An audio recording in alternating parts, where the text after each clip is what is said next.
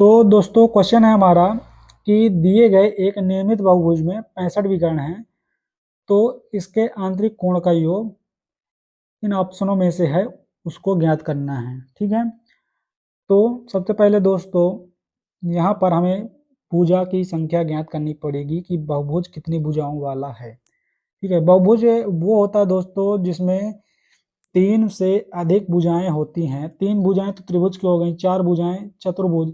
चतुर्भुज भी एक बहुभुज है दोस्तों, तो जिसमें 4 भुजाएं, 5 भुजाएं, ऐसे मतलब अधिक से अधिक भुजाएं होती हैं, वे बहुभुज होते हैं। ठीक है, तो बहुभुज के विकर्णों की संख्या का जो सूत्र होता है दोस्तों, उससे हम निकालेंगे कि ये बहुभुज कितनी भुजाओं का है। ठीक है, तो यहाँ पर हम लिखेंगे दोस्तों विकर्ण की संख्या का सूत्र, जो कि होता है हमारा n माइनस 3/2। क्या होता है दोस्तों? n minus 3/2। ये हमारे विकर्ण का सूत्र होता है, विकर्ण की संख्या का सूत्र होता है।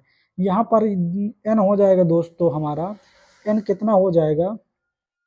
n हो जाएगा हमारा, हमें n ज्ञात करना है। ठीक है, n ज्ञात करना है और विकर्ण की संख्या हमें दी है 65, और ये सूत्र है दोस्तों विकर्ण की संख्या का। तो विकर्ण की संख्या का सूत्र है, यानी कि विकर्ण की संख्या बराबर, यानी 65 बराबर n माइनस 3/2। ठीक है, तो n का n में गुणा होगा दोस्तों, तो ये हो जाएगा n स्क्वायर माइनस 3n, बटे में 2। ठीक है, अगर यहाँ इस 2 को लाएंगे तो ये कितना हो जाएगा दोस्तों? ये हो जाएगा 130, बराबर में कितना हो जाएगा दोस्तों? n स्क्वायर माइनस 3n, ये हो जाएगा। ठीक है, अब इससे एक निकल कर आएगा दोस्तों वर्ग समीकरण। क्या निकल कर आएगा दोस्तों? वर्ग समीकरण, जो बनेगा हमारा n square minus 3n minus 130 बराबर कितना दोस्तों? 0। ये हमारा एक वर्ग समीकरण बन जाएगा। अब इस वर्ग समीकरण में दोस्तों हमें n के 2 मान प्राप्त होंगे। ठीक है, n के 2 मान प्राप्त होंगे, तो हमें ऐसी संख्या लेना दोस्तों कि गुणा करने पर 130 आ जाए और जोड़ने घटाने पर कितना आ जाए दोस्तों? 3 आ जाए। तो ऐसी संख्याएं, दो संख्याएं हैं 13 और 10। 13 और 10, अगर हम इनका अंतर करें दोस्तों तो हमें 3 प्राप्त हो जा रहा है।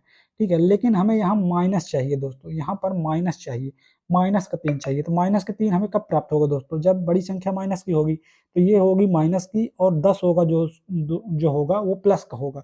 तो जब ये 13 या अभी माइनस में हमें चाहिए, तो जब 13 को हम जीरो तरफ भेजेंगे दोस्तों, मतलब कि समीकरण से 0 की तरफ भेजेंगे, तो ये प्लस में हो जाएगा, है ना?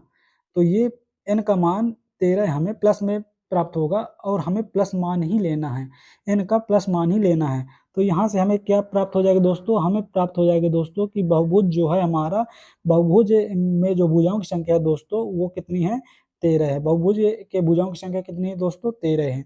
यहाँ से हमें भुजाओं की संख्या प्राप्त हो जाएगी। अब हमें भुजाओं की संख्या जैसे ही प्राप्त हो जाएगी दोस्तों, तो हमें निकालना है कि बहुभुज के जो आंतरिक कोणों का योग है वो कितना है। ठीक है, अब यहाँ पर हम दूसरा सूत्र लगाएंगे दोस्तों बहुभुज के आंतरिक कोणों के योग का, जो कि होता है, बहुभुज के आंतरिक कोणों का योग का सूत्र होता है दोस्तों 2n minus 4 into 90, 2n-4 into 90। ठीक है, ये होता है बहुभुज के आंतरिक कोणों के योग का सूत्र। ठीक है,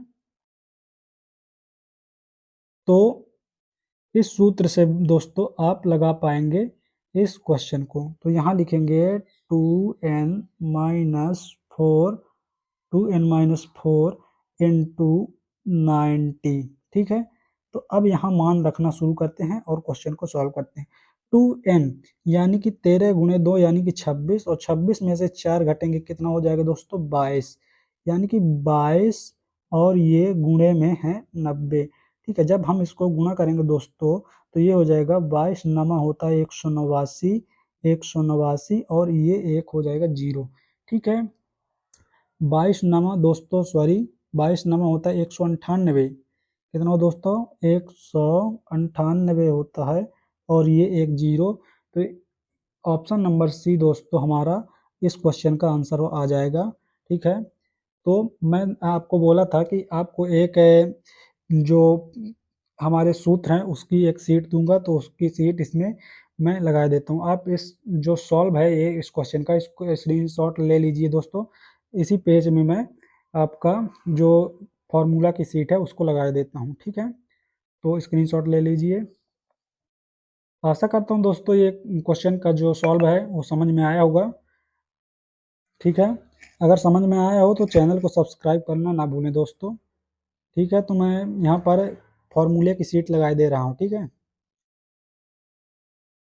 तो ये मैंने शीट लगा दी दोस्तों, आप इसका स्क्रीनशॉट ले सकते हैं और अपने नोट में ये फॉर्मूले लिख सकते हैं। ठीक है, तो चलिए अब मिलते हैं आपको नेक्स्ट वीडियो में, तब तक के लिए जय हिंद जय भारत दोस्तों।